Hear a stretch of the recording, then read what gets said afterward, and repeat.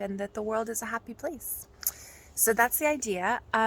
Noise training has been really interesting. So noise training, I wanted to go in a little bit more detail because people are particularly interested in that. I now have a YouTube playlist that we play every day, and it is firecrackers, um, doorbells, loud noises, trucks going by, all different kinds of noises like a fire alarm.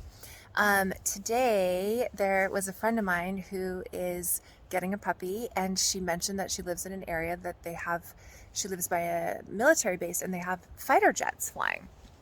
So we added today fighter jets to the noise exposure. And so a couple of things about noise exposure. It's not a one-time thing. You have to do it every day. For these pups, it's been about 2 or 3 weeks now, and we will continue until week 8, 12, whenever they end up going home. Um, Noise exposure is interesting. You really want to gauge where the puppy is at in terms of their fear. So if you see the puppy trying to leave the room, like it gets too scared and it tries to leave the room, and in this case that means go into their crate or maybe paw at the gate, so they're trying to actually get outside. So you want to dial it back at that point because you've overstimulated.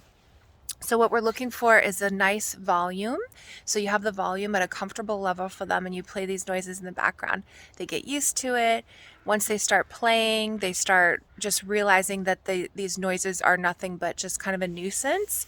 Then you can dial up the volume. So that's what we're playing with right now. The cool thing about noise exposure is that not only are you it's almost like being a DJ. Not only are you kind of DJing with the sound and the volume, you're also working with these little puppies, early puppy development. So if any of you have studied early childhood development, it's very similar. Their fear threshold is changing week to week. So for those of you who've had dogs before, you might realize, I remember with our dogs, like at 6 months, they had a new fear threshold. Things that they were not afraid of in the past, all of a sudden were scary to them. And then again, I think it happens at like 18 months.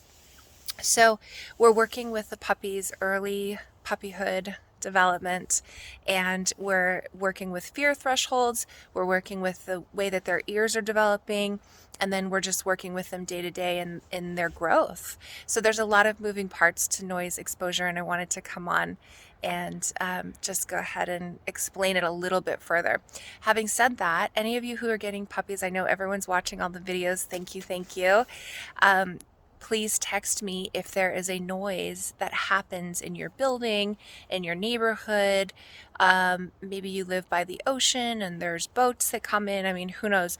But I'm happy to work that into our little puppy curriculum that we're doing here in Sammamish. Thank you, everyone. Hope this was helpful.